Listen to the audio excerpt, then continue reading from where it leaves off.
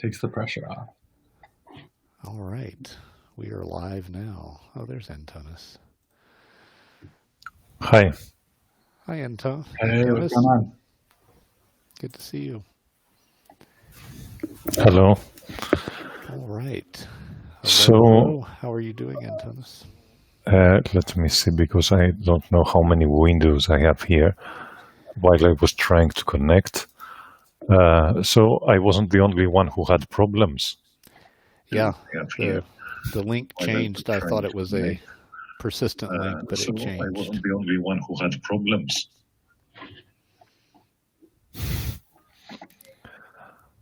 Okay, my voice echoes after. Do you have the YouTube window open? Are you actually watching the stream like in YouTube or Twitch? No. That was me. Oh. I had YouTube open. Okay. Sorry about that. So is it going to be some more people? Jim. I'm not sure. I'm not sure if Andy, Lauren know about the Restream URL. Let me see. And then Brian's not with us this week. He's on vacation, but he's with us next week when we do the actual like site reviews, you know? Mm-hmm. Hey, Lauren. Hi, Lauren. Hi, y'all. Cool. Did you want me in this way? I was in via Twitch. This works. I see Michael. Yep. Hey, Michael. Good morning. Pranav, it's been a long time since someone's told me I look like John Krasinski. So thank you for that, I think. It's a compliment. Yeah. Hello, Anne. For sure. All right. Well, welcome, folks. We are live streaming a workshop on expert content organization. Our teacher is Jim Thornton, who's in the top right. We have some folks who are attending whose job is to ask interesting questions for this first part, and then for the second part, which is happening next week, same time, their job is to contribute their sites for Jim to do a sort of site review and provide feedback so that you can start to see how you apply some of the stuff that Jim's talking about, which is, for me, a really interesting topic, and for a sort of small handful of other people, a really interesting topic. That topic is how do experts organize and make accessible the content on their site so that non-experts can encounter it and benefit from that expertise. It sounds like a simple thing until you start publishing a lot, and then it becomes very not simple. That's an area where Jim has cultivated a lot of expertise.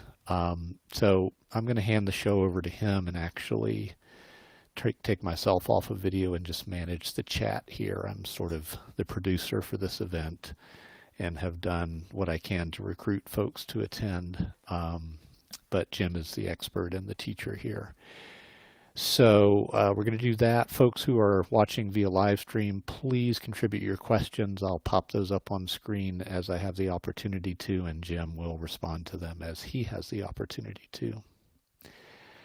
I think that's it. Jim, you may want to have folks who are in the stream with you introduce themselves, but that's about all I have to contribute in terms of structure. The rest is up to you, my man. And the recording of this will be available afterwards if you're not here live. I think that's really it in terms of what I had to say. Cool. Thanks, Philip. This is very exciting for me since we're streaming to Twitch. I know we're not playing video games, but yeah, just very exciting. And I just want to say, hey, Pranessa. Hey, Tristan. Hey, Michel. Did I pronounce that right? And hey, Pranav.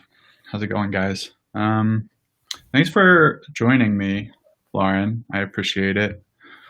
and Antonis. I have practiced saying Antonis's name, and I still know that I got it wrong as I said fine. it there. Cool. All right, then I'm gonna just hop into it, share my screen. Is this the best way to do it, Philip? I'm assuming. Oh, Michelle Obama. Cool. Oh no. All right. So we're up. I think I'm going to do the present, and then I'll just like switch into my notes if I need my notes. But so this is a workshop, or the first part of a workshop on organizing expert content. The next one will be in time, Tuesday, 10 a.m. Eastern. I'm Jim Thornton, and my website that's relevant today is Content Audience, and then I'm at Jim Thornton on Twitter. My background is in search, and that has taken me on a long road towards generalization of all the things that impact search. I got to a point where I became a web developer as a result, and then, to implement search recommendations that I had trouble getting implemented with web developers when I was working with smaller businesses. And then that moved on to my websites looked ugly, so I started getting into graphic design, and then that's brought me kind of full circle back to search and user experience, and really trying to hone in on what this workshop's really about, which is for the last year or so, I've been trying to answer this problem of how can experts organize the large piles of content that they create over time online as they think through their writing and as they use content as communication. So that's me. And that brings us to the expert content problem, which is you have lots of content and it's hard to find. So this is, I think, a useful heuristic for how to think about it. Content as thinking and content as communication just naturally results in issues over time that can compound on your website. And so how do we solve for that? So content as thinking, I sort of think of it as like the journal factor, right? Like the web log, where you are constantly thinking, iterating through thinking processes. There's a chronology to it. That's basically how it gets organized. It's just, over time as your thinking evolves. And then what ends up being relevance or measured as relevance is sort of what's personally relevant to you as you're on this journey of cultivating expertise through writing in public. And the value sort of gets buried in that pile of that reverse chronological archive, right? And then content as conversation. This is sort of you have an email list that you're communicating with. The email list itself is relatively stable. The people on the list are relatively stable. Maybe it grows 5% or 10% here or there, but for the most part, it's a stable interaction. It's a conversation, right? And so relevance in that situation is highly contextual. And over time, those conversations become irrelevant as that context of that time gets lost.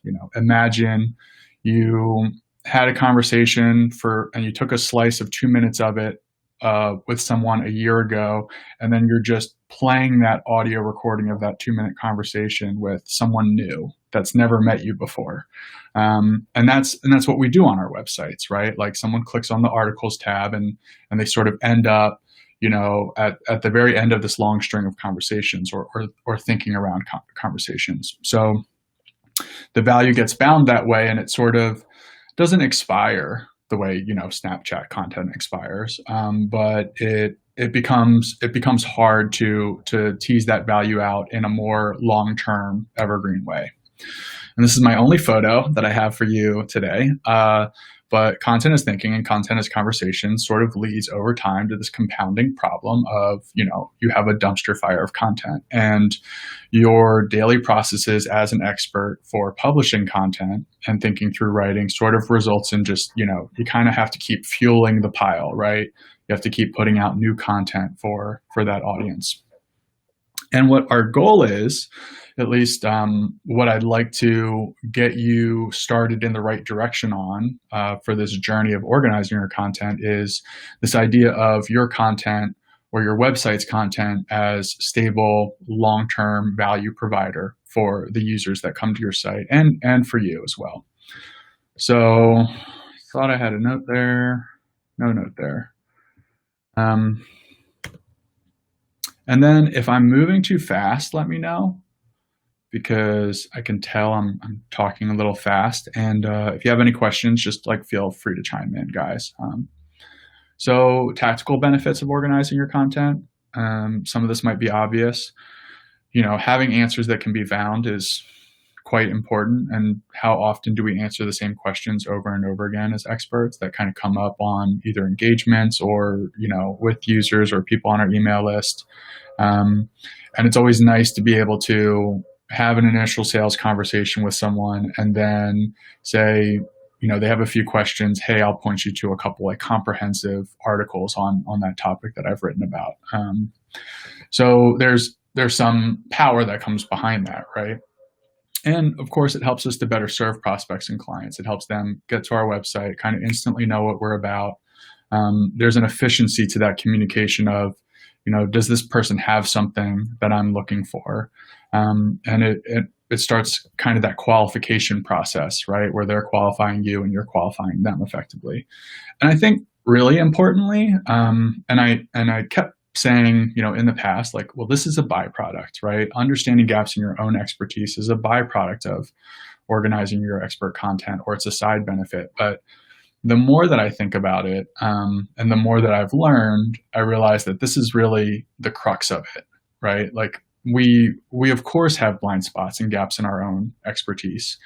And when you go through this process of organizing your expert content, it really forces you to look at the context in which that content's consumed, how useful it is. And we'll get a little bit more into that.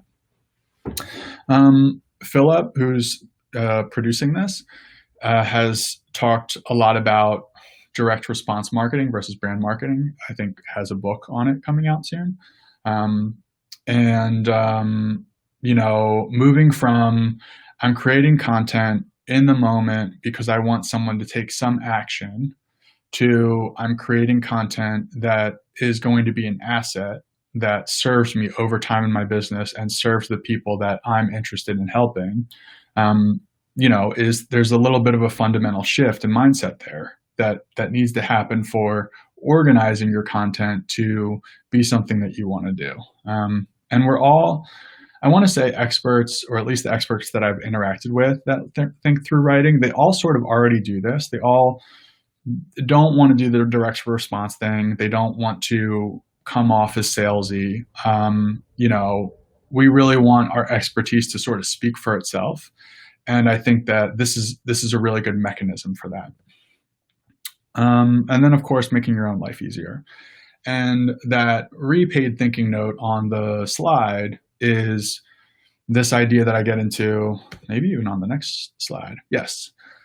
That you already organize your thinking. You already organize your content. But the way that you do it is more finite, right? And we all have this agreement sort of implicitly that the best version of our content, the most valuable version of our content is what we sell, right? If we have info products or courses or workshops that we run, all of those things are a reflection on us organizing our thinking into something consumable. And so to me, the vision is that you do that in aggregate and that your website becomes a really strong tool for doing that. So the overall kind of gist of the workshop and what I'd like to get into, and we're very close to the target agenda, is that you have a process already. You have a way that you have cultivated expertise over time, and you may have introduced writing into that process of thinking by writing in public recently or a long time ago. And I'm not interested in changing drastically your processes. I think that, and I'm quite aware that we're all very bound by time and resources and our habits, and that our habits can be altered to an extent for great benefit or like compound benefit over time. And we can kind of reduce the harm that comes from, patterns that aren't productive in the way that we go about creating and publishing content online. So what I really like you to take away from this is just some tips and tricks and tools that can be applied in your current process that works for you overall better for organization. So this is a really important slide. It is before I started the Expertise Incubator with Philip, which is he calls it a community of practice, where for 18 months you commit to this thinking through writing in public thing to develop economically valuable expertise. And so I had this big plan of, what that was all going to look like, all the things that I was going to write about, how they were going to be organized. And I did my information architecture up front. And honestly, like this was fine. It was a fine exercise for me to go through, but I never used it. I never followed it. It wasn't relevant. I quickly found that I wasn't interested in, funnels, which takes up a big chunk of this. And the point there is that you can't herd invisible cats, right? Or especially ones from the future. Your future thoughts, your future experiences, your market awareness, knowledge, all of those things can't be organized with the small amount of information that you have up front in terms of not having much content. And so I've tried to come up with some reasonable rules of thumb for when and how to organize content, and we'll kind of run through each of those. But I just want to make sure, like zoom out, make sure that I'm still live. I'm still live, cool. Because it's like I'm looking at a white screen and I'm talking out loud to myself, so I just got a little paranoid for a second there. But so the rules of thumb for organizing 10, 100, 1,000 articles end up being very different. And the good news is that, this is, at least I think, or I found that this is a big messy problem. And there's something nice in knowing that the more content you have, kind of the more data you have, and the more that you can leverage to make good decisions about what content is worth keeping, what content is worth cutting, what should be kind of combined, refined. So we'll run through that agenda. So first, we're going to connect the dots. That's the next slide. Then I'm going to go over some tips for wrangling existing content. That's going to look a little bit like, choosing criteria for content quality, looking at tags, how that works, deduplicating content, and then kind of identifying some low-hanging fruit. And then tools for wayfinding is things like information architecture and navigation and, this best articles start here type pages, things like that. So, and that's more if we have time, because it's a little less important, but it's nice to review and it's nice to sort of see what tools you have at your disposal once you have a little bit of a better sense of what your taxonomies are and that kind of thing. So what do I mean by connect the dots? This is my cool graphic. And so the dots are the users and your content, right? So you have this pile of content, and then you have your target audience, the users that are already coming to your website for whatever reason, and your ideal client profiles. And what we're trying to do here, just very simply, is map those users to that content. How do we get people from where they are to where they want to go? And there's lots of ways that we can do this. People are pretty smart, as long as you give them enough information to go on to get to where they want to go. So let's talk about different ways that we can find those paths. The approaches that I've liked, and they kind of all add up to, you're going to focus on your content take a look at that. You're going to look at your users, sort of brainstorm categories of users or journeys of users. And then we're going to pull it together a little bit where we're trying to map what we know about the user journeys that we have and what we know about the content once we've inventoried it. So content first approach, I think this is quite good for if you're an expert, like you're an experienced expert, but you're new to the writing thing. If you're creating content online and you're only a couple months in, maybe you have like 10 or 20 articles online, something like that. Content first approach is actually quite a good approach. The user first approach is quite a good approach because you're at a point where I sort of like decided to organize this a different way, like right before the thing, so I'm confusing myself. But so content first is good for most of the people that are on this call. Anyone with like 100, maybe 200 articles, you're looking to organize those 100 or 200 articles. You don't necessarily have all of the gaps filled in or all of the answers for everyone that would be in your target audience. And how those break down. Like you don't necessarily have an awareness or have hit a really good stride in knowing, hey, my audience is this type of person, this type of person, and this type of person, and that's it. And I'm mostly focused on this one type of person, and they have these subcategories. Like if you're not there yet, content first is a good approach because you're basically taking the work that you've already done and you're looking for the patterns in that work. And you don't necessarily have a lot of data yet, so I'll talk a little bit more about that. But user first, this approach of, okay, starting with who I want to serve is an exercise that you sort of have to go through when you're just getting started, right? So you are trying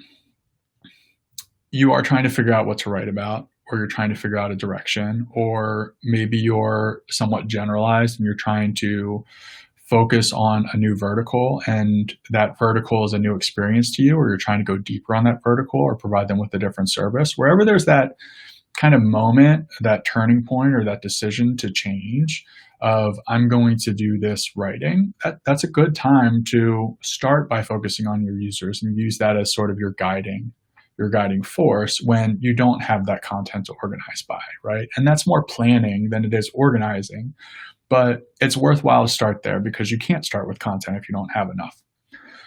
User first is also really good if you have a ton of content. Like if you have hundreds of posts or thousands of posts, you already have a really good sense of great engagements that you've had, the type of work that you like to do, how that work has impacted people in your target audiences.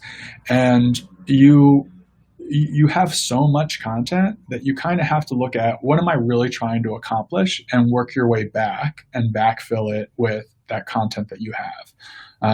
It ends up being more efficient at that point, and you have a lot of content related data to kind of surface, quality in that sense. So I might have gotten a little ahead of myself, but content first approach, we're looking at topic clusters.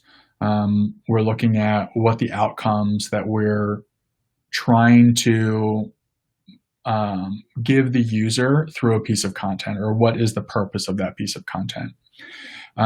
This tip of find the patterns, I was very surprised going through this process for myself, and looking at it for clients of how if you just start looking that you're going to start seeing patterns. And some of them will be clear to you up front, and some of them are not necessarily going to be clear.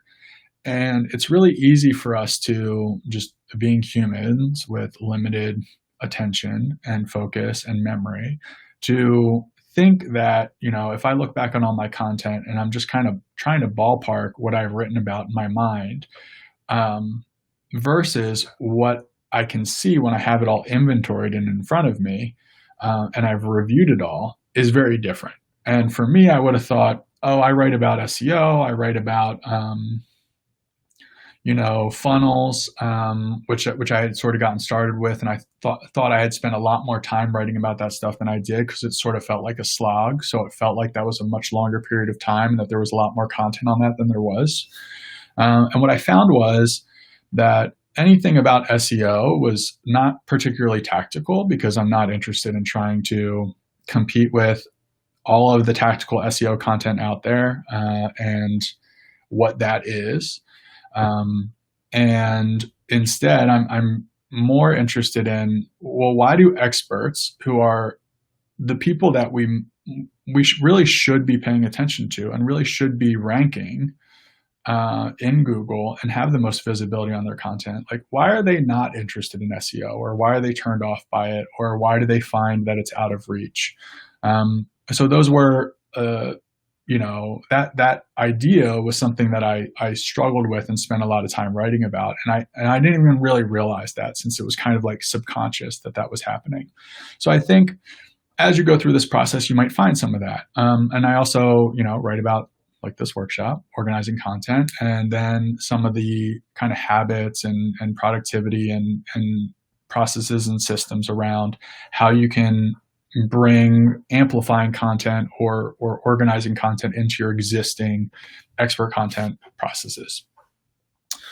So in that user first approach, we have these just pick 3 buckets. And it doesn't necessarily have to be user first, because once you go through your content, you're also going to have to think about your users. And a tip that I really like, and something that's worked really well as a question that I'll ask experts, like one of the first questions I ask when I'm on a call and they seem interested in this idea of organizing their website content, is, if you had to organize or split your users into 3 buckets, or your clients into 3 buckets, what would they be? And depending on how much experience that expert has with that market or with that group of people, they can answer that question so quickly. And if they're in a point of flux, or if there's some change, or they're trying to evolve or pivot or whatever, it gets harder, right? But generally speaking, if you're on a pretty clear trajectory, you can do this exercise and sort of know the answer, or you might just know the answer already. So here are some examples of that, just to spark your mind, because whenever I ask that question, the first question I get back is, what do you mean? Like, can you give me an example? And so if you have technical content, or even if it's not particularly technical, but there's an arc of understanding or learning, you have that beginner, intermediate, advanced buckets, or what would be similar to that. For client profiles, often, even if you are horizontally and vertically specialized, and I keep using those terms because they're sort of, and I know I have to watch myself, they're sort of like, Philip Morgan, they're sort of like positioning specialization type terms, right? That we throw around a lot and mean something else in other industries. But vertically specialized just means you work with a specific industry, right? And horizontally specialized, just for our purposes here, means that you provide a specific service, but you provide it to a range of industries potentially, or a range of different types of clients. So the client profile example is, let's say that you're a trainer.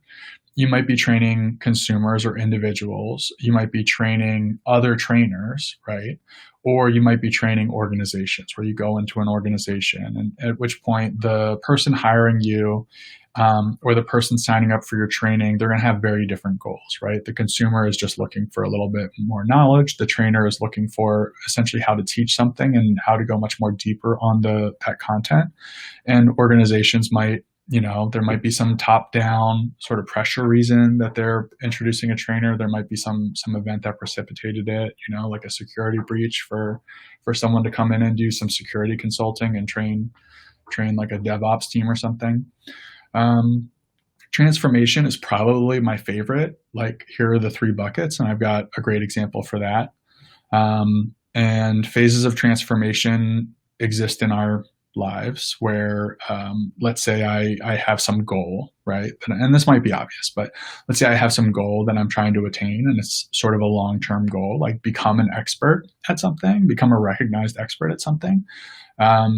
There are very clear, distinct phases of that transformation where you kind of have growth spurts, right? Like you're feeling like you're hitting a wall, or you're in a dip, and then you kind of reach a tipping point, right? And once you've reached that tipping point, you've kind of shut the door on the problems of the past that you're now beyond, and you're on to the next thing, right? The next challenge that comes along with getting to that next level. And that's why I like transformation as a way to think about it, as opposed to beginner, intermediate, advanced. And even within stages of transformation, there are, sub stages of transformation. So if I find that I don't want to work with people in phase one, right? People that are just learning how to get started at something. And I don't want to work with people that are really advanced, that maybe I don't necessarily feel like I can really move the needle for. They're kind of at that period of they're just optimizing, and I want to focus on that middle group. I can kind of expand that middle group out and say, hey, what are the sub phases that people in this group have to go through, or what are the distinct problem areas that they have to face? Types of stakeholders, I think that's an interesting one.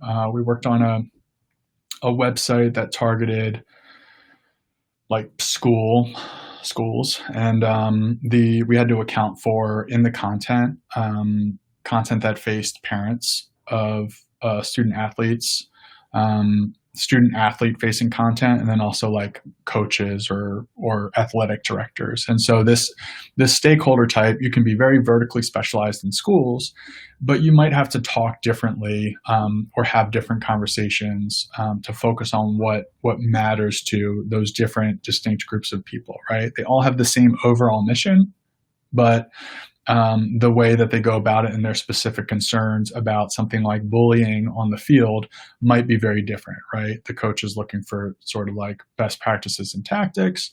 The parent is very concerned that the coach is doing what they're supposed, like it's clearly they're distinct, right? And then I have like a fun little exercise of the I want to, and this is kind of a common exercise in user experience. So this, I kind of got a little ahead of myself, but this sort of, reiterates the point of when you start organizing your content first, you might naturally find that you have different levels of sophistication of who that content was meant for, who you had in mind when you wrote that piece of content initially, right? Someone asked you a question. The context that they came from, they might be like pretty advanced or pretty far along to have been asking that question. And that piece of content becomes a very bottom of funnel piece of content for a very specific service. And I know I'm speaking in generality, so I'll get to some specific examples. Okay, so how to start a blog, your daily writing process, audience building best practices. So this was a good one. I was going through and I was looking at it, and this felt like a distinct group of content. Daily writing process felt like a distinct group of content, and audience building felt like a distinct group of content. And to an extent, those are all things that you kind of need to think about in a certain order, right? They're distinct problem areas, or they're distinct outcomes that a user is trying to achieve along a journey, but they have edges to them. The other thing about that, if you're doing the beginner, intermediate, advanced sort of exercise with your 3 buckets for users, is to not be too concrete about it. Like, no one wants to come to your website and click a button that says beginner, even if they are a beginner. So this I want to exercise is really helpful to sort of focus on what their thinking patterns are, like the way that they're approaching it, what we call like their mental models.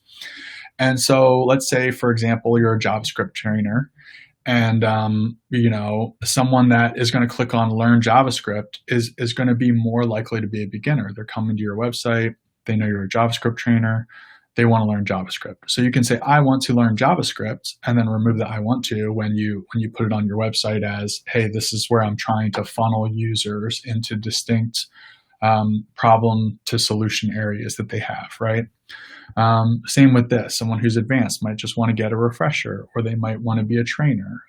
So Stages of transformation. I love this example. I worked with a client who is sort of I don't know if you'd say the preeminent, but has probably thought the most about dealing with a narcissist in a relationship, like a romantic relationship. And basically like con artist type people that will come into your life, get you to fall in love with them, and then like take you for your life savings. And this is surprisingly more common than you would think. And when we were going through, she had a couple thousand articles that she had written over like a 12 to 15 year period.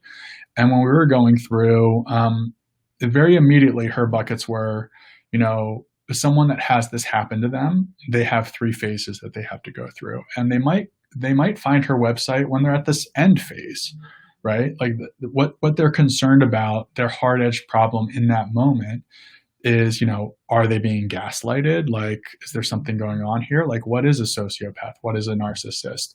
Once they've sort of identified the nature of their problem, it's a whole different thing for them to get out of that situation. So I thought this was a wonderful example that we came up with in like a, small engagement.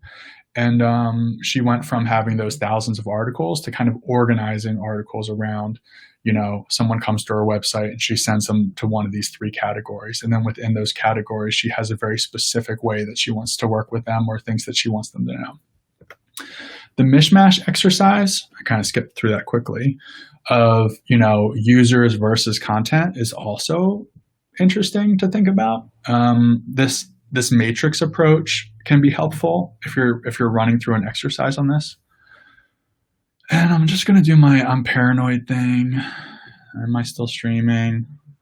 We see you. What did you say? I said, we see you, Jim. Oh, good. And I can hear you. Cool.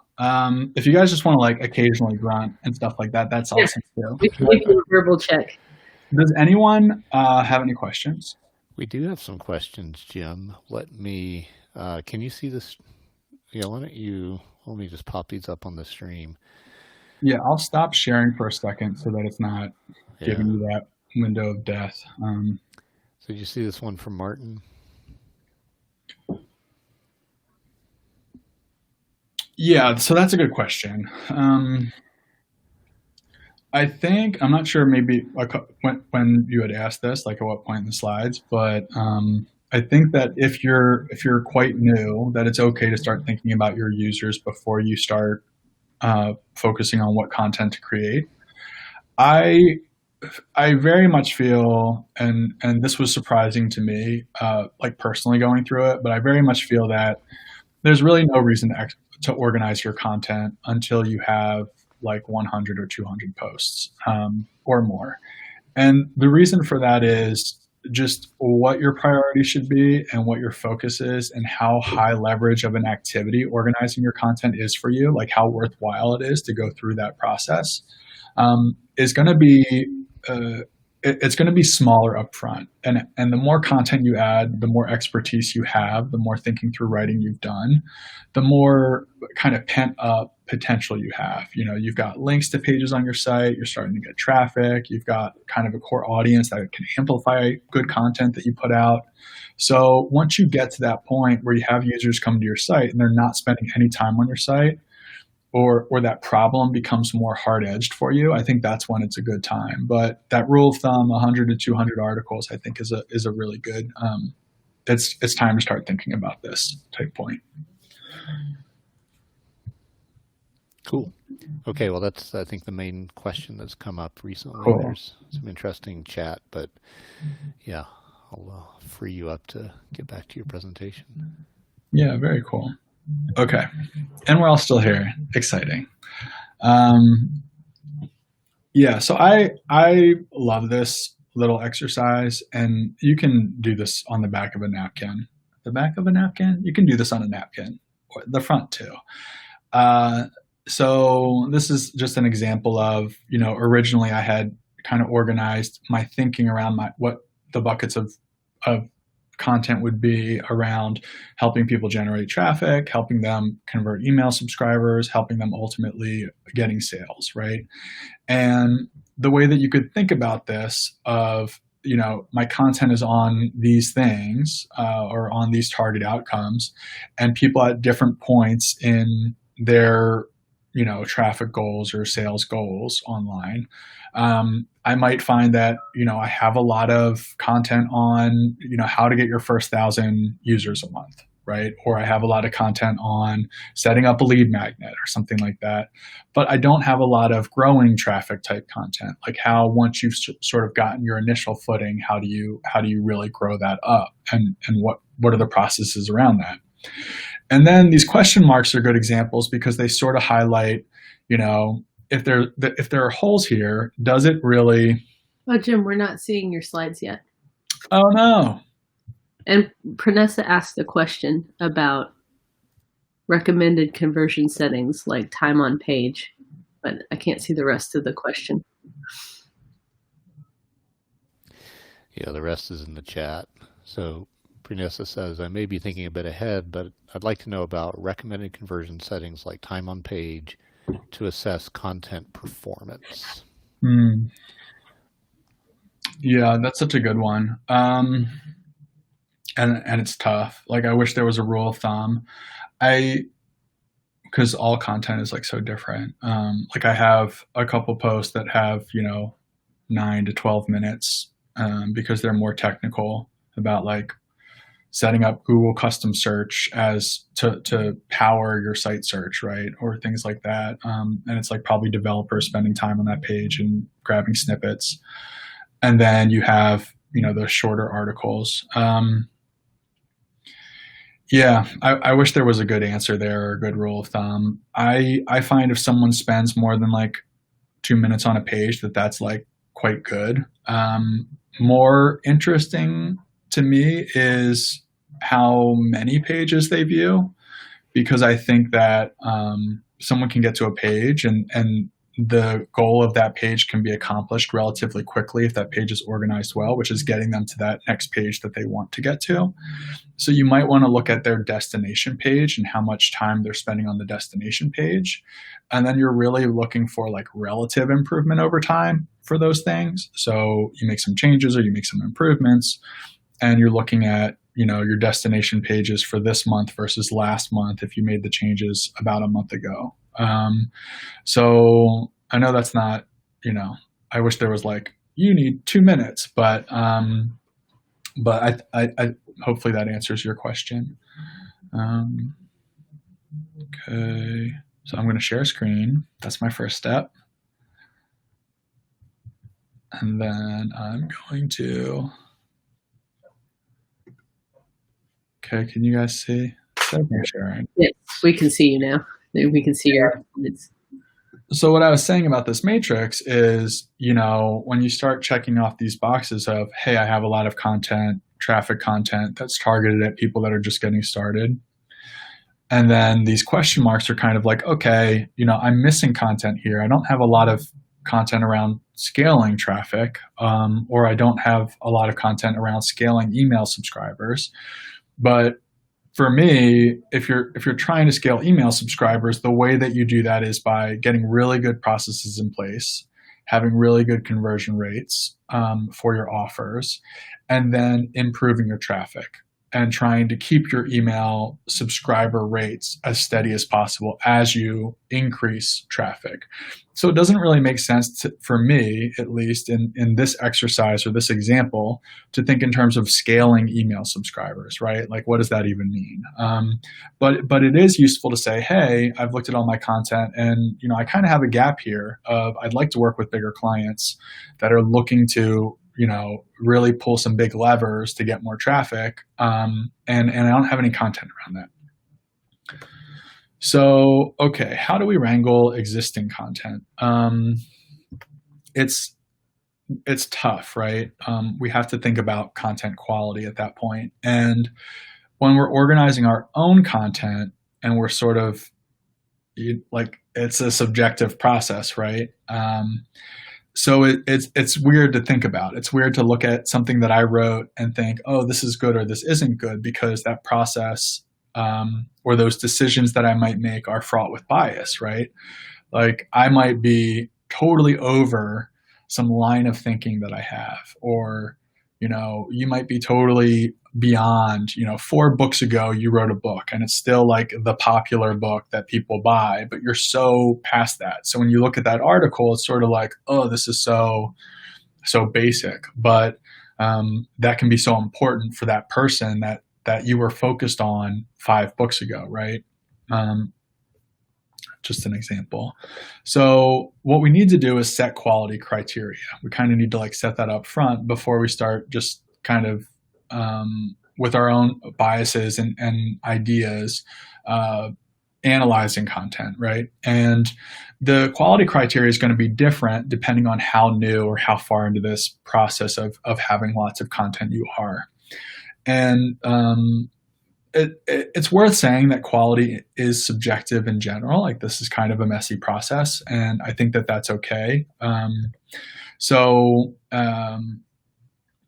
What's important to understand in the nature of the expert content problem of like you have lots of content is that quality gets diluted by quantity over time because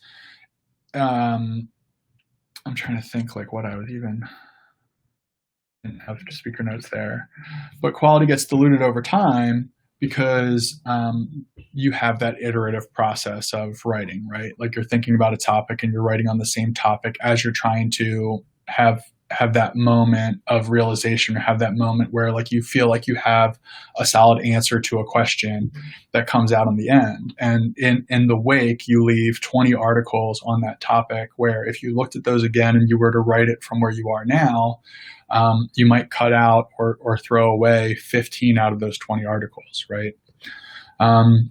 So if you don't have a lot of content, you probably don't have a lot of traffic data or a lot of links to your content. And in that case, that kind of goes back to that content first approach to organizing content, where it makes sense to treat the topics and the taxonomies and the categories and the tags and the ideas within your content, right? Like those key concepts that you care about as your actual data points and how those things fit together. So thinking about topics and links and hierarchies as data is good when you don't have a lot of that. You don't have a lot of rankings that you need to protect or preserve as you go through this process of organizing, right? When you have lots of content, though, you have a lot of data to pull from, and things can get really interesting. Like you can uncover interesting things about your own content or about how you fit in and how your content fits in the larger context of the web, i.e. how you fit in the larger context of your area of expertise and the world that type of work impacts. So, and that gets into things like, traffic metrics and engagement metrics and, who's writing about your content, like who's building on your ideas, which you can find through inbound links or mentions online. And, as we get there's sort of this end goal, right? Which is to make more money or to sell more things. And so the conversion data, hopefully when you have lots of content, your first step is to say, hey, I have lots of leads coming in. I have, lots of engagements going on. I have a lot happening. I'm going to start really tracking these things so that I can look at, what were the top of funnel pieces of content that resulted in what number of subscribers, or where did these really nice engagements that I've really enjoyed and have been really interesting and challenging for me originally come from. And so I think that, as you have more content, it's important to think about that. But even if you have a lot of content and you haven't done conversion tracking, you still have plenty of data that you can kind of work with to give you some little signposts. And I think this is important too, that proxies are okay. I really like email replies. Like if your articles, if you're sort of doing that whole, I'm working towards writing for an email list, and that my content is as thinking and content as conversations is happening there, but then it's also getting published to my website. It's okay to look at your email engagement as the proxies for, how resonant was some pieces of content, or what was my most replied to emails. Like that's very useful. And so those can be good content quality signals.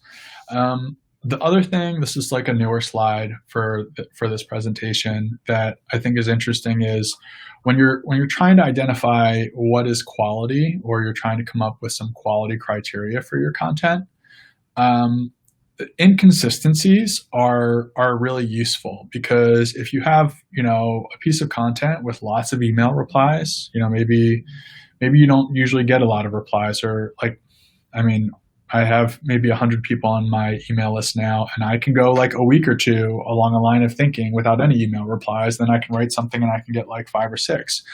And I know that's on the low end, as I'm going through this process on my own and feel like I'm just starting about like a year and a half ago. But what's interesting about that is you can have something with a lot of email replies and no traffic.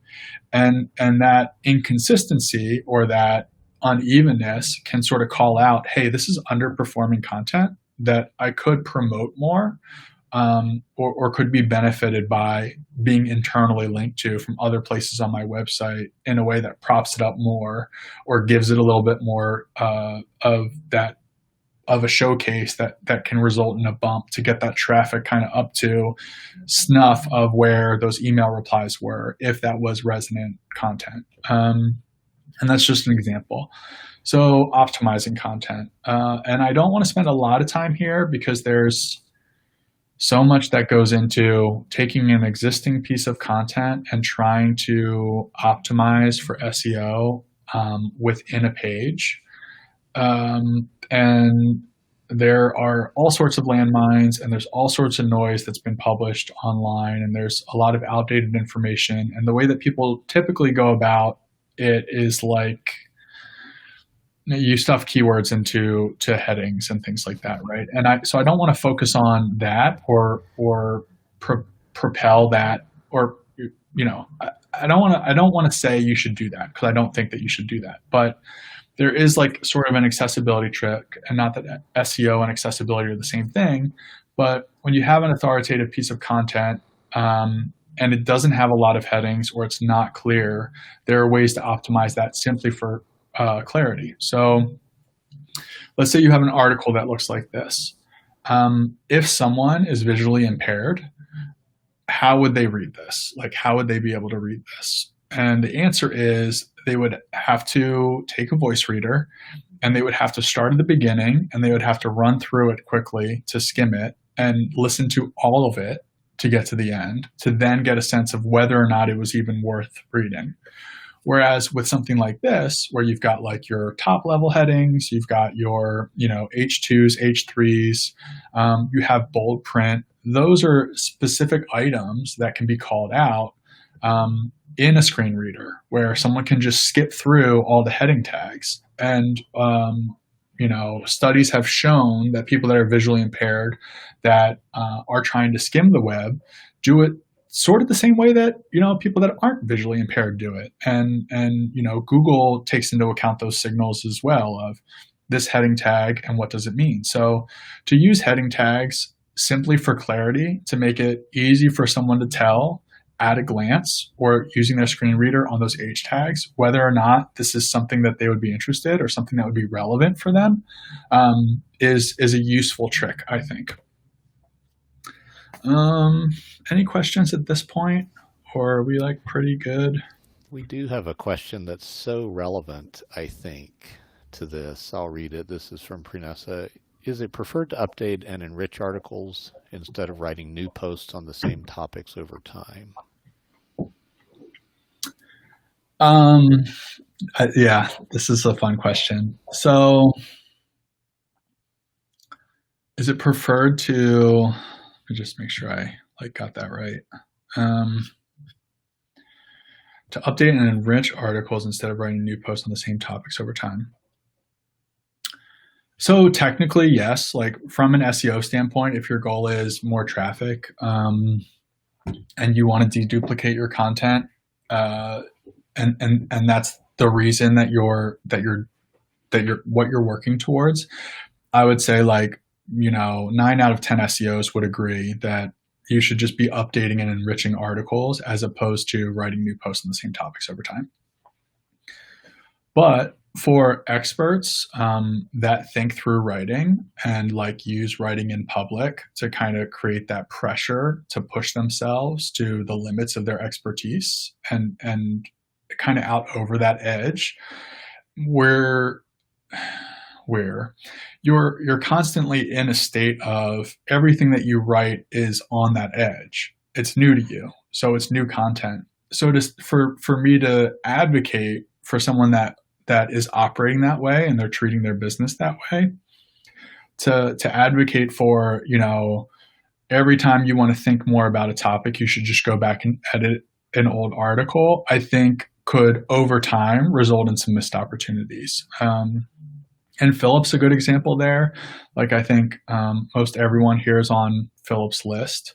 But Philip will just like beat on a topic for weeks or more and then come out the other end. And it's just so easy for him to write a comprehensive treatment of that topic. That would have been much better if he had just sort of iterated through updating or improving a piece of content. That being said, so it's sort of like, here's the but, and then like going back to the other thing. When you find an old article that does well in search and maybe you're surprised it does well in search. Like I see people kind of come across that where they're like, you know, I've got one article on my site that gets 90% of my traffic. Like that's so common if you haven't done any sort of optimization. That in that situation, when you go back and you look at those pieces of content, if they're useful to you to keep, you know, if they're relevant to your audience and they result in more of what you're looking for, that going back and updating that is an excellent use of time. Especially because, you know, after a year or two, even depending on the subject matter, things can change so rapidly, you know, and someone that's in one of the other expertise incubator groups, I want to say I was like looking through their site and they had reviewed some piece of software that is supposed to serve the type of work that they do. And they didn't like the piece of software, but it ranked third for people doing research on that piece of software to incorporate it in their workflow. And it would be for them to update it now because so much has changed with that software. To re-review it would be potentially useful and jump them up to that first position where they're kind of now an authority on this software that they don't even use. They just reviewed one time because they're thinking about and they're able to kind of follow that user journey or that purchase journey for that group of people.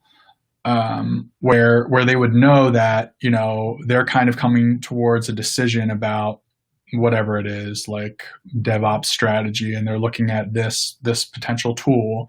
And so it ends up being a really good lead in for a conversation with that buyer at that right moment when they're in that deep research phase on specific technologies related to services this person provides.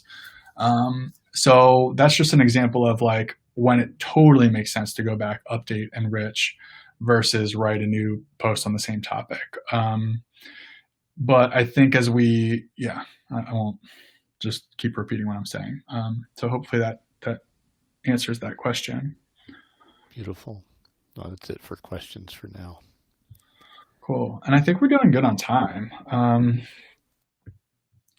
So let's see.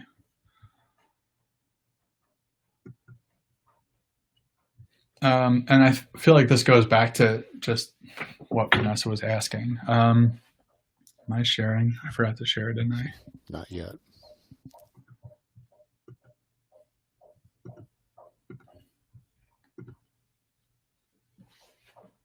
Okay.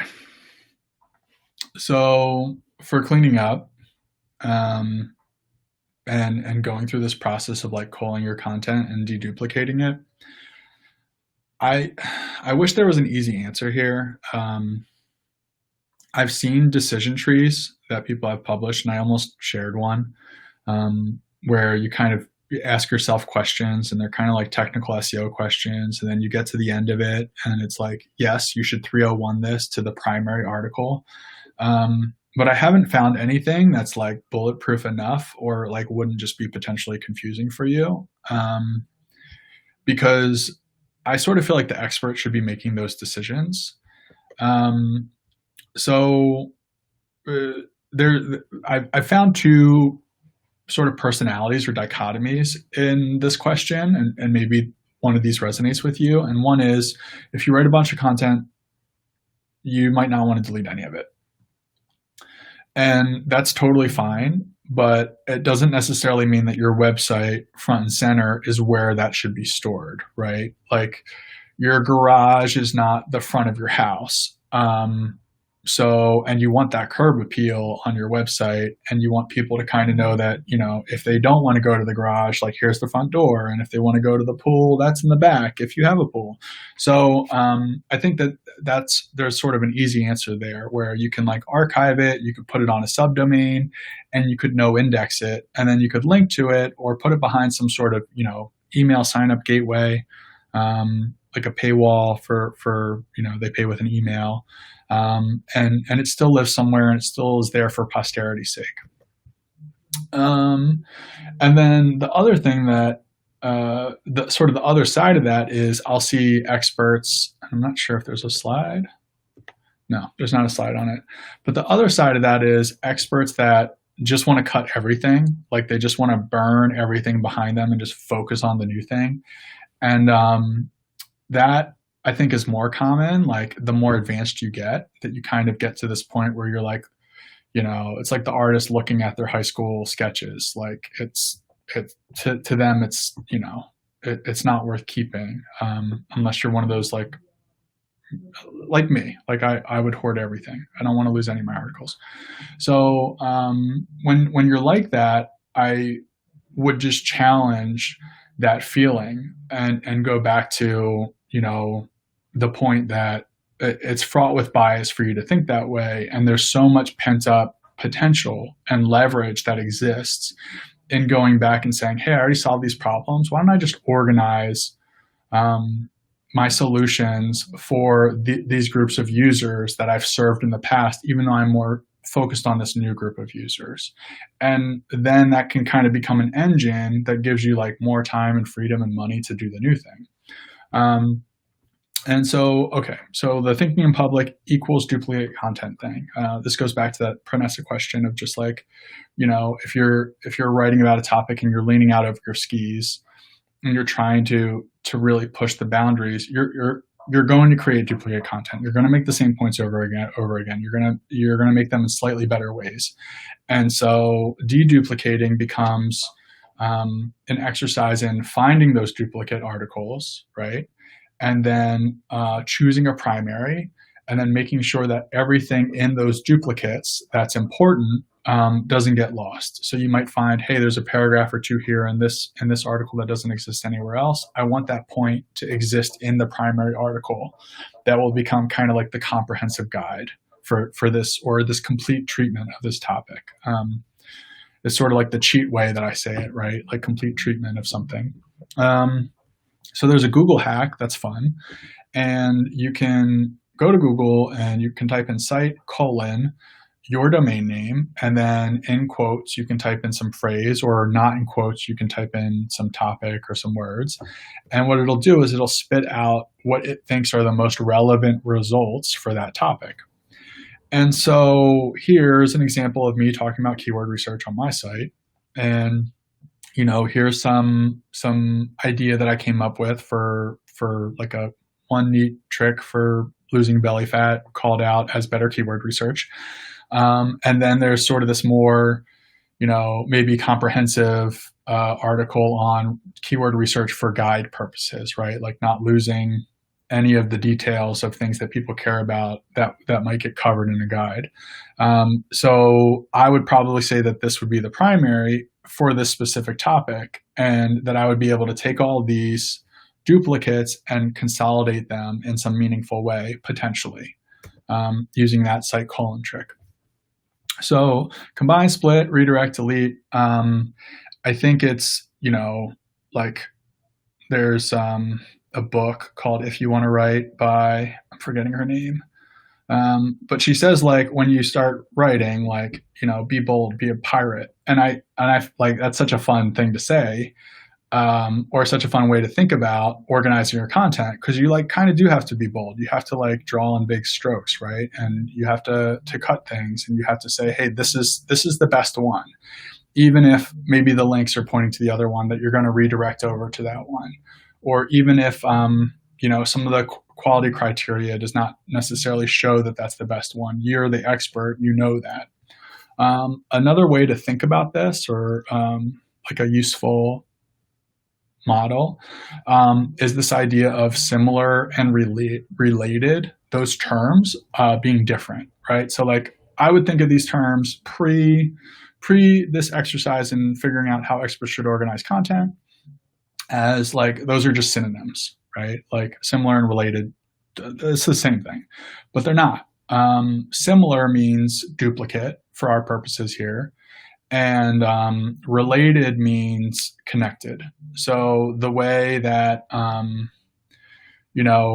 pricing expert and a positioning expert are related, they're not necessarily similar, right? But they operate in the same venues. The pricing expert will have to talk about positioning sometimes. The positioning expert will have to talk about pricing.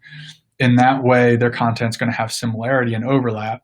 But generally speaking, like those two topics are related. And what you're looking for is how topics relate, how content relates, as what you want to keep and organize. And you're looking at what's similar as what you want to cull or deduplicate or create a primary for. I hope that's like useful and not like pie in the sky. To me, like that distinction was very like, oh, cool. Like I love this distinction. And I got that from, like machine learning, natural language processing problems that they have to think in terms of, how do you identify similarity versus relatedness? So the hard part with all this, right? Like how do you pick your primary, or how do you decide how much content to put on a page? And what's the right level of granularity to use for a page? And I just think that's really hard. At least in search, you'll probably read 5 articles that say you should have a certain word count for every one article that says like you shouldn't. And I'm in the camp that you shouldn't care about word count in your posts. Whatever the goal of the page is, your content should achieve that goal. And however short or long that process takes is what matters. And, there are things where users need a quick answer. And it doesn't hurt you to have a short page that answers that question succinctly, that ranks well, that gets you traffic to that page, even if there's a lot of people just hitting that page and then leaving right away. Because for Google's like personalization factors in their algorithms, when you have a similar topic that they search in the future, you're going to come up higher for that similar topic because they had gone to that page, because they were more likely to click on your result, or they're going to be more likely to recognize your result. So it's okay to have short pages that rank well, and it's okay to have long pages that might feel like they're too long, as long as you have like a good table of contents, or a way for people to kind of get around within that page if they're unlikely to read through the whole thing. Jim, there was a question about the previous topic, about how you would organize. She asked for related content. Does UX benefit from manual curation, or are plugins recommended? There's more, but I can't see all of the question. Yeah, let me see. And I know you've talked about this, some options for how. Yeah, I have some thoughts there. So for related content, does UX benefit from manual curation, or are plugins recommended? Assign based on keyword relevance. So I'm assuming, connect me if I'm wrong, that you're referring to related content at the bottom of an article, like for someone to click through to. And so tell me if I'm wrong there. But the answer that I give for that question is using a plugin is better than nothing. And I've explored some of those plugins in WordPress as an example, and I've explored ways to quickly manually curate those in WordPress in like a kind of like a footer plugin that I created. Okay, yeah, at the bottom of articles, cool. So I think manual curation is always going to be better, but there's an 80-20 rule there, right? Where like the most impact from manual curation that you're going to get for related articles is on those high traffic articles, like pages that are already high traffic or pages that are already high value, like in that they're good converters or they result in conversations, subscribers, or, you know, when a client or a prospect reaches out to you, they're like, I read this article, right? So those impactful, those meaningful articles are the ones where the related content at the bottom is going to be the most important because they're the most visible. And by, you know, doing that manually for those 5-10 articles, you're really casting a wide net, right? Because you're hitting that Pareto principle of, okay, most of the users that come to this site are going to get some related content and have the chance to click through that. And that's going to be the best use of my time to get them to stay on my website longer and click around longer. That all said, if you're not going to do it, like if you're not going to manually curate it, is a related post plugin like worth doing? And that's just case by case, I think. Some of them are quite good and some of them are like pretty bad. And when they're bad, it doesn't help for SEO purposes. There is still PageRank, or there's still like a version of like a PageRank type thing that Google uses where like they'll look at your internal links and where they point to make decisions about what you think is important. And that will kind of help them prioritize what's important on a website, like that you're providing those signals. I don't have specific plugin recommendations, but I do have a post about ones that I reviewed and that approach for like doing it yourself. So I'll share that somehow. What was I saying? Yeah. So I feel like it's sort of hit or miss. If you plug in the plugin and you take a look at a handful of pages and they look related, like you have enough content that the plugin does its job of serving related content, I think it's worthwhile. There's nothing wrong with doing a better job of interlinking your site and making the pages more interlinked. Generally, strategically, you want to interlink to pages that you want people to go to and pages that you want to surface higher in Google.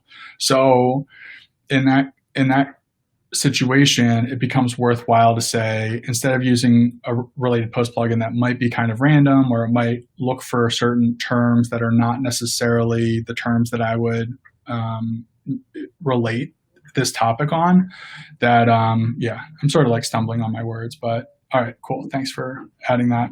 Quickly find related content for posts. URL in the chat. Yeah. I don't know. Just gonna stop stumbling over myself there.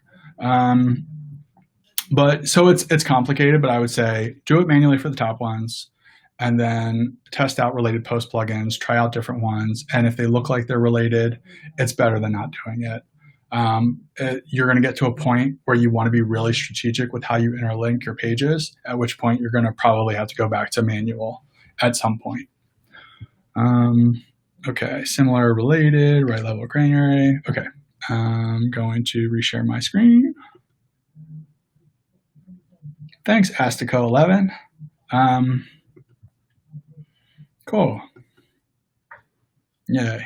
All right. So reviewing tools for wayfinding. We're kind of getting to the end of this, and then we should have a good amount of time for questions. So this is just sort of that UX. It's funny because this past year has been a lot of learning to incorporate UX things into the existing knowledge base or the existing background that I've come from of search and web development. So it's sort of been like filling in that gap of, a lot of it really does come back to user experience. This is an interesting, like a fun thought exercise the elevator problem. So when you think about wayfinding in real life and you think about it on a website, there's a lot of similarities, right? So you get to a new hotel and you're trying to get where you want to go, and you have certain signals. And here you can see the signals are things like acronyms, right? Lower lobby is LL, and floors.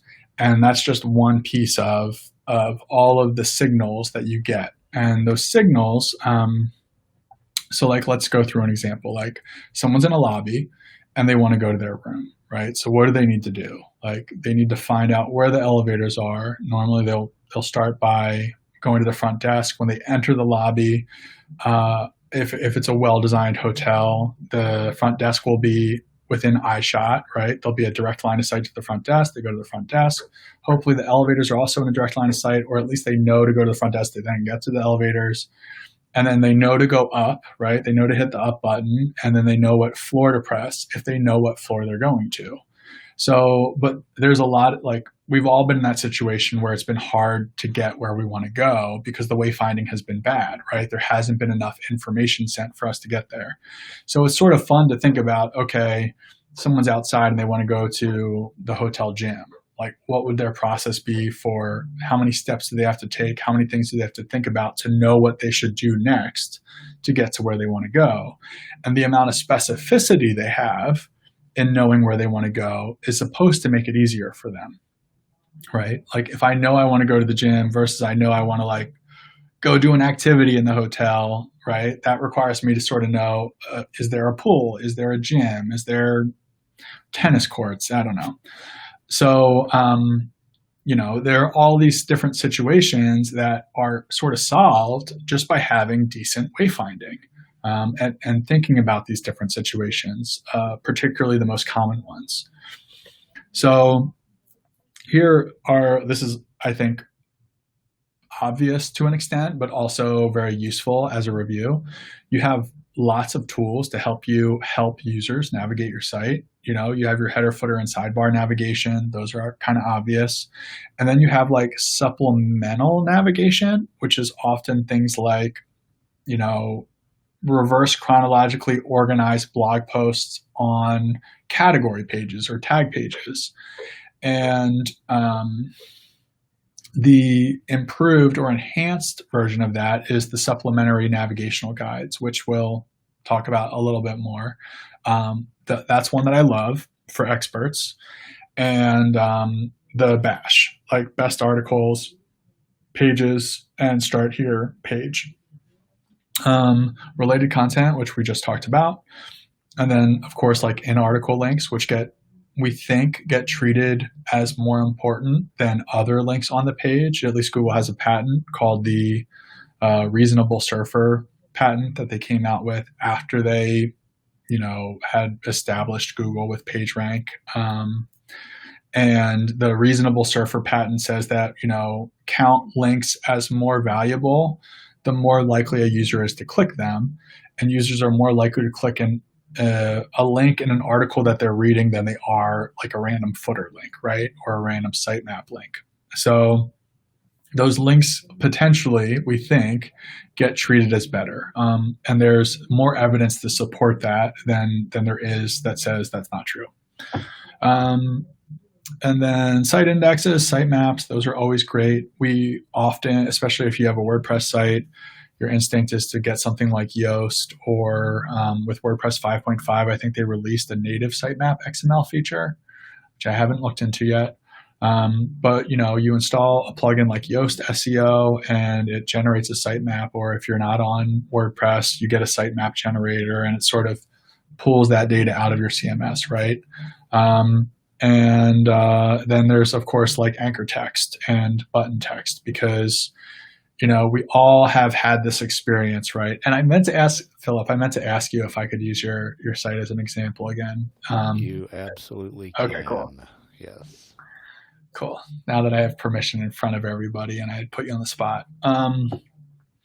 So like you click this button and you have no idea what it's going to do based on the very non-existent context, right? Like it kind of looks like a button, but it also kind of looks like, all the other pages on the slides.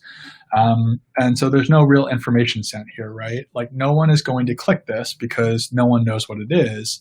And we know from, time and time again, user experience testing, and UX research that people aren't going to click on things unless they have a relatively high confidence that it is what they're looking for. So this is Philip's old navigation, and you can sort of see, and it's fun to think about this of if I click on these links, where do I think they'll take me? And when you ask, if you sort of do a hallway test, which is where it's a term in UX research where you just take a computer and you just open up your website and you just grab a random person, you ask them to navigate your website and try to do different things. Even if they're not necessarily in your target market, you're just sort of, making sure that it's clear and obvious for most people.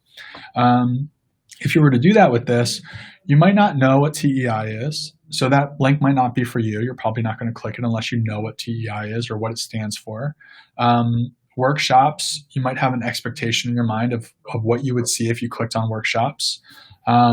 List, I went through this exercise with someone in a previous workshop and they were like, I thought before I clicked on list that it was going to be a list of things, a list of answers. And it, it's a short term, at least in American English, frequently used in certain circles where people build email lists to mean list. And so there's a little bit of cursive knowledge there, right? Because like we're constantly thinking about building email lists. But someone might be an expert with a lot of content that doesn't just call it my list. So there, and what are other services, right? Like, am I going to click on that if I don't know what it is, or what are tools? And so there's a lot of questions looking at this. And that kind of brings me to this point that it's all about information sent that I mentioned. And information sent, like as defined by, I think, Nielsen, I should have put a thing in there, but it was in my notes, are the visual or textual cues provided on a website to suggest what information it or its links may contain. And its perceived usefulness based on that information. So, this one is from Nielsen. This is probably from like Wikipedia. But so we know that users will click places with the highest information sent. And that's really useful for us to get to help users get where they want to go and to also get them to do the things that we want them to do based on where they're coming from and where they want to go, right? Because the user's hard-edged problem and the transformation that we're looking, or the impact that we're looking to get out of that user, there's a gap there that needs to be bridged, right? So those context cues become really, really important for nudging them based on where they are and what they want to do with their limited knowledge of where we want them to go, or getting them where they should be going. So this is Philip's actual new navigation, which I think is awesome. He has, I think, an about page in the works, which you should totally have an about page, and you should totally, it's not in here, you should totally do it. Get an about page, write your bio, write all the things that you're associated with, write where you went to school. All of those things are things that Google can pick up on. And they're also like good credibility signals or cues for users as well. Or like, don't share where you go to school. I don't think I put where I went to school in there. But it's good to say, if you're associated with these different entities or institutions, or you have these certifications, those are all things that Google is just going to get better and better at picking up on and saying, okay, this person's highly credible because they've been featured in all of these publications, or they've spoken at all of these things, and you're listing out your speaking events. Like, have an about page. It's awesome for everyone, Google users, whatever. So, but this goes back to that bash thing that I was talking about, like best articles start here. Philip has a wonderful start here page now. And then you can kind of see that he's created like just lots of resources by sort of different different formats or different types. And that all lives in this sub navigation under resources now. And then same with services. He has like very specific services that he wants to put out. Someone comes to his website for whatever reason, they go to the homepage or they go to the navigation. You get an idea of what his approach is about, and how he helps people like cultivate more expertise and, you know, the things that he does, as well as like the main, you know, items that he's focused on, like the workshops and the expertise incubator. So cool. I did not need to close this to get here. But so the Bash page idea, best articles start here. It is your low-hanging fruit for organizing your website, because you can keep your thousands of articles or your hundreds of articles and not touch them or remove them at all, and still make it really easy for users to find the most important things. Like you can punt all that hard work with lots of tiny decisions that add up to decision fatigue, and it feels like a real slog.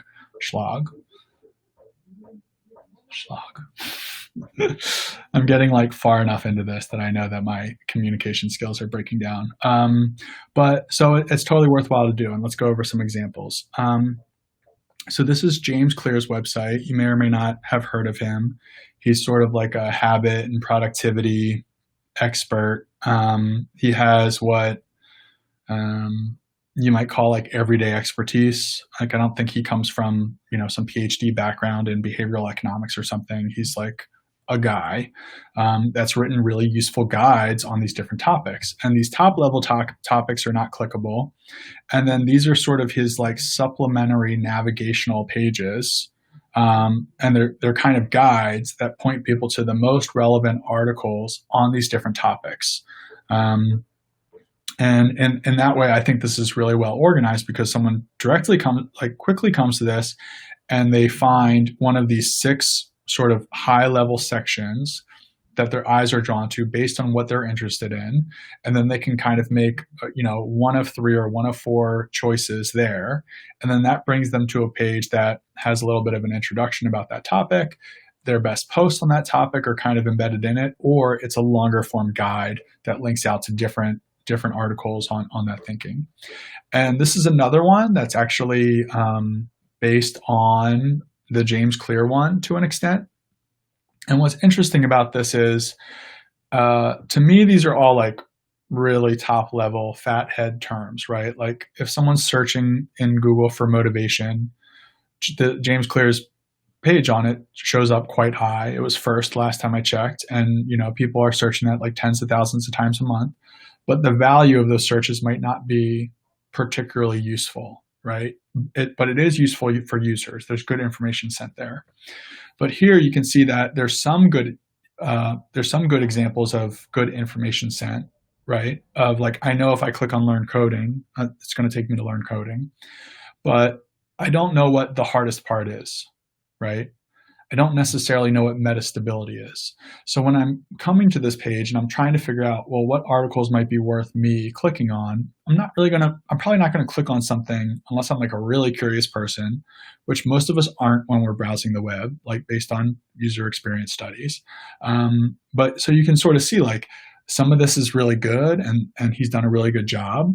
And then some of it is sort of like, it would be great if the titles or the anchor text was different. The start here is wonderful too. It's sort of like, if you don't know where to begin, here's a really low friction, you should do this type thing. Philip does this now too, and it's great. And this is really good. This is sort of like that I want to exercise, right? Like get better leads. Here are some articles on that. Generate leads for specialized expertise driven services. Here are some articles on that. So it's like lead generation and lead quality, right? Like very, very useful, very easy to tell at a glance. So in summary, you're the expert. You got this, like you know what to do. Hopefully this was a get pumped about organizing your content, because you don't need someone like me to do it for you when you have like 100 or 200 articles, right? Like, even if it takes you an hour per article, that's 100 hours, and that's a couple months of work for an hour a day at most, right? So It's when you get into that 400, 500 article range, and when you start having a lot of data to wrangle, that you should maybe think about like talking to someone or hiring someone or consulting someone or getting a crawl of your website taken and pulled down in a way that you can organize it in a spreadsheet to make some of those decisions yourself. But I think it's just be excited about the prospect of it. It's and incorporating it into your journey to expertise, or your journey to making your expertise more valuable to an audience. Sorry. Yeah, and that's my final slide, I think. Just start. I think that's always the answer, right? And that goes back to like, just dedicate a couple minutes a day, or after every post you send, make sure to go to, the post all the way back, or your other most recent post that you haven't tagged yet, and just tag it. Just add some keywords to it. For internal purposes, don't tag and categorize in a way that's going to output on your website on the front end. If you do that, but if tags and tag pages are not being dynamically created on your website when you use those features in your CMS, which they are on most WordPress sites, it kind of has to be stripped out if you're not already using it, like for actual users.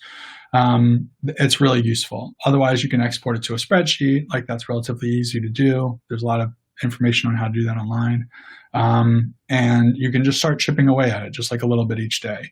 I had trouble doing it that way. Like, I'm not a easily develop a new habit kind of person, or attach a habit to something. So I had said, okay, after every post I write, every day, I'm going to tag a new article or process a new article, like, starting at the beginning and going forward.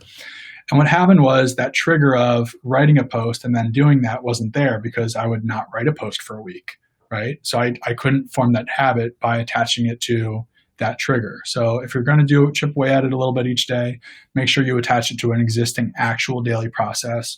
And if you're going to do it in bulk, it's easy to kind of go through, run a search in your CMS for all those posts.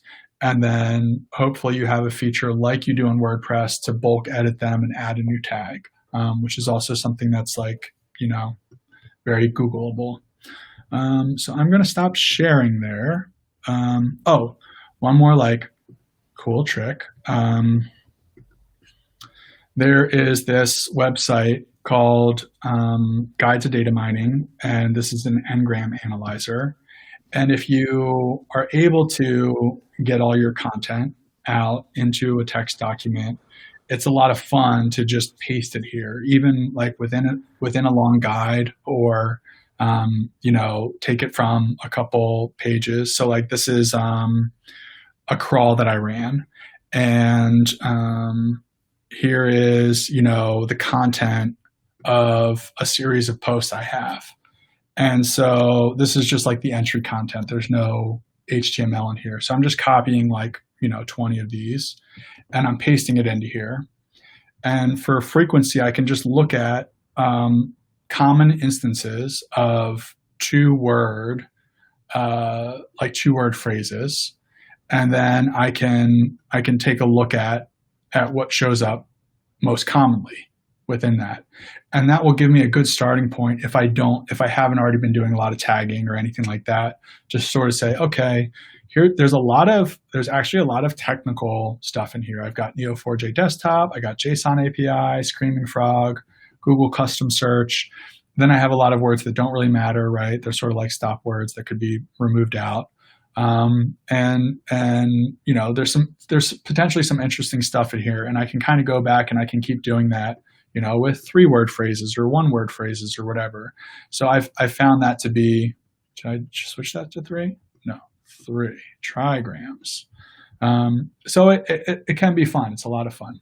It doesn't want to do the trigrams. Using frequency. Boom. Yeah. So Google Custom Search JSON. So you can see kind of running through this, what are terms that you use frequently. It's just like a little hack for you at the end there. And I'll add that to the slides, and we'll publish the slides.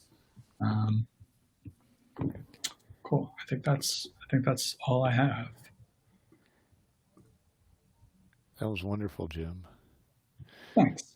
We have some questions that have piled up. Oh, cool. So do this. Go to formybrand.com, and then I'll surface BG Anders' question that is related to that site. So the question is, any thoughts about the infinite content type approach like Seth Godin's blog? That's kind of the opposite of organized content. And then BG says, liked that approach for my own blog, but as soon as I added some, but I soon added some categories to the left. Couldn't do without the categories. Yeah. So, is it okay that we're screen sharing? I'm assuming for the. I'm assuming so. Yeah, I mean, BG offered sure the site, so right. I assume so. Yeah, I mean,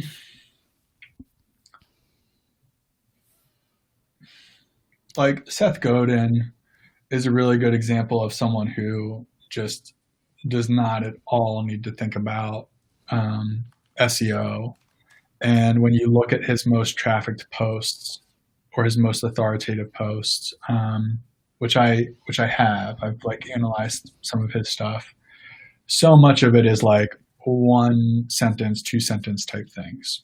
And there's something that happens when your audience gets to a certain size where you cease to have the network effects of adding a new member to your audience that are positive, where like each new audience member sort of contributes more than one additional unit to the growth of your audience or your ability to amplify content or your ability to get traction by having those back and forth conversations that sort of validate a direction as being important to a group of people.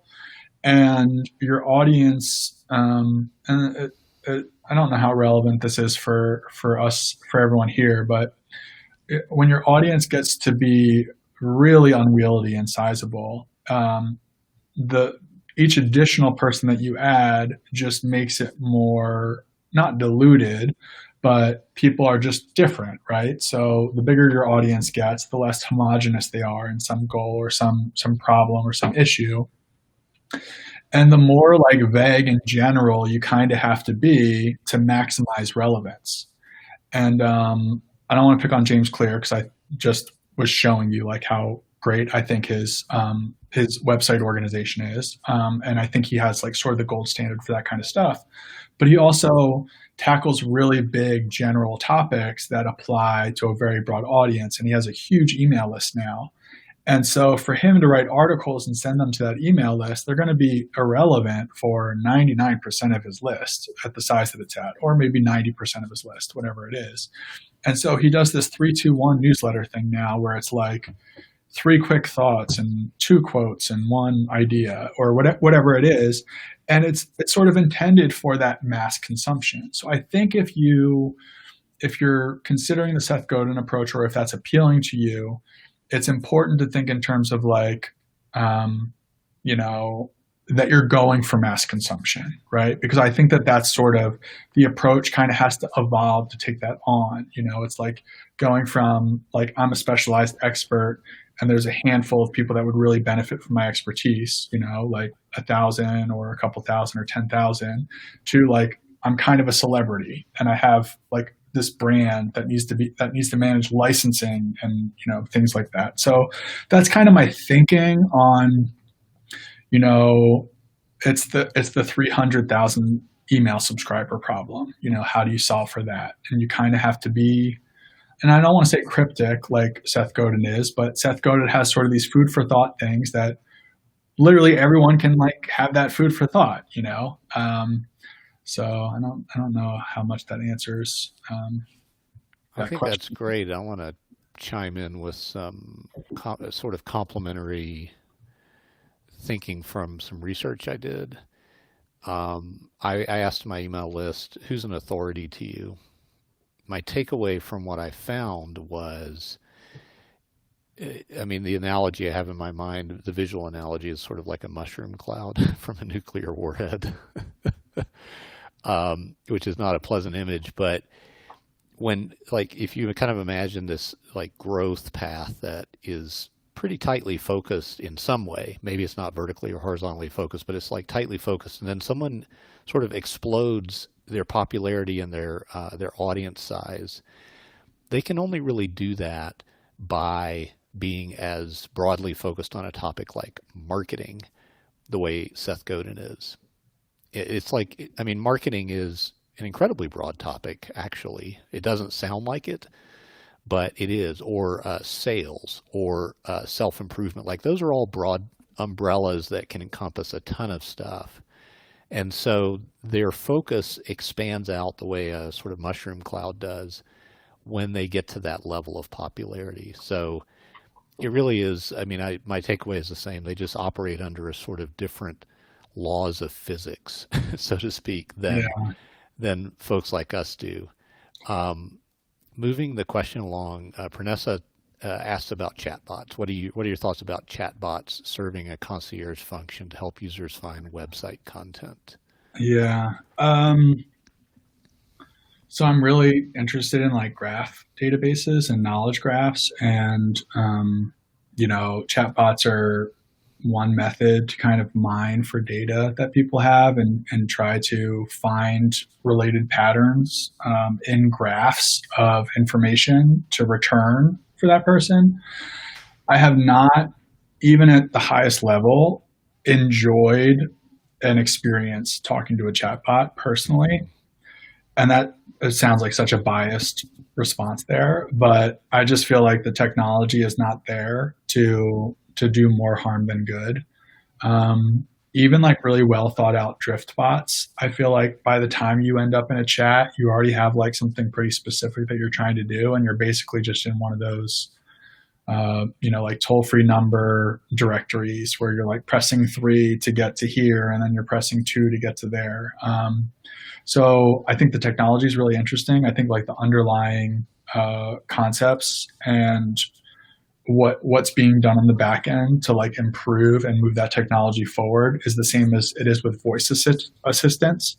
But to me, it's like the user input and the data that the user is providing is just too small to provide a good experience right now. And maybe that'll change in just a year or 2 years, but that's kind of my thinking on it right now.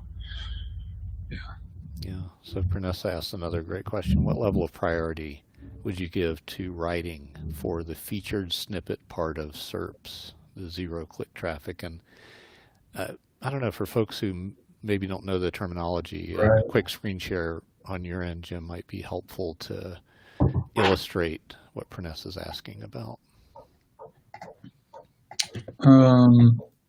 So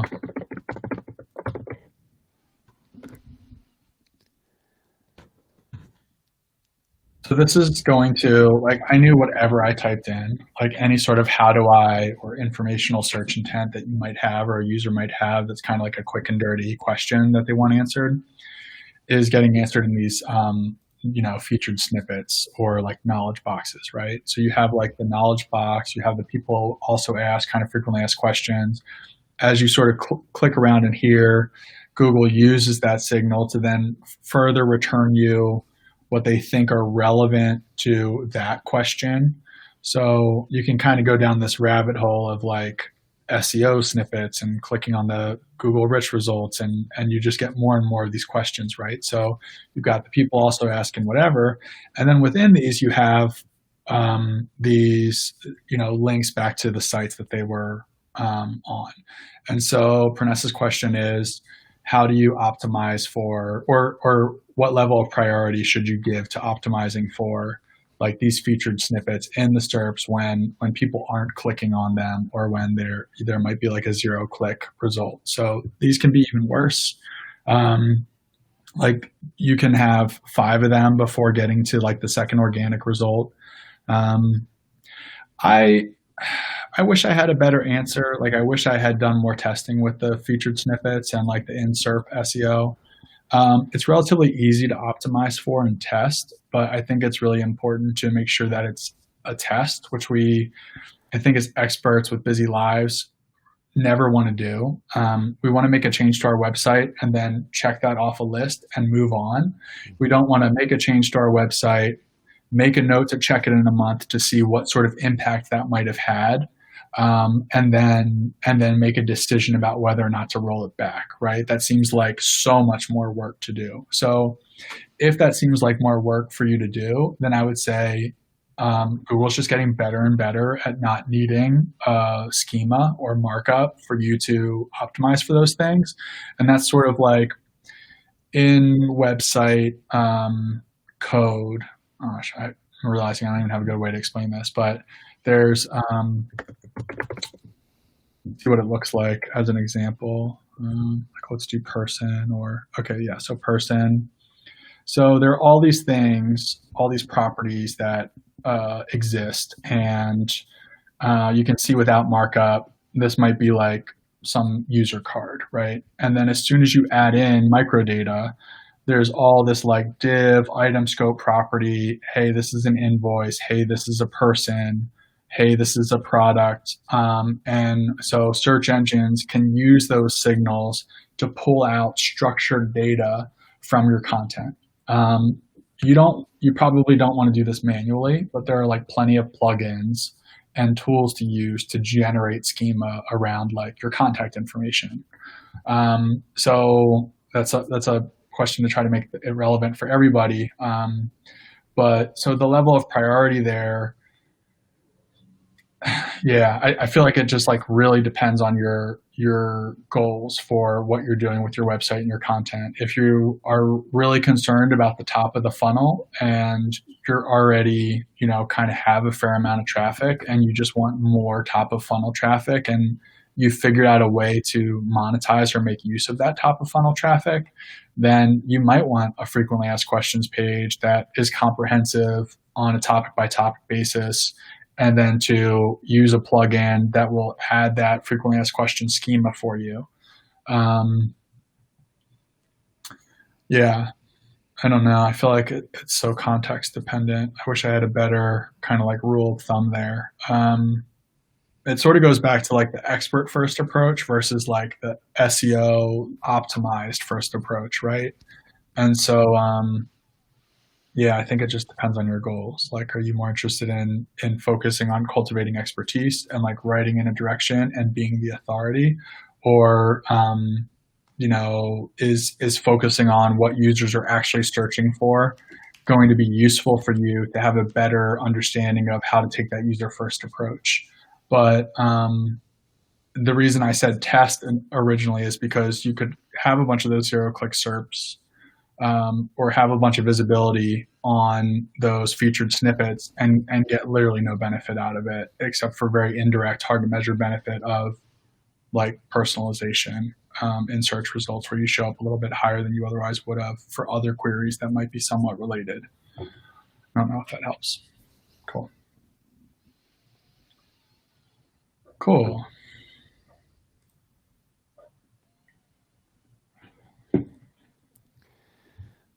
What other questions do we have? I'm so glad we're doing good on time. I think I said this was 90 minutes. Oh, really? Okay. But I booked 2 hours because I knew that it was going to get interesting and really all kinds of interesting stuff. Well, that's good to know for me. Yeah. All right. Very cool.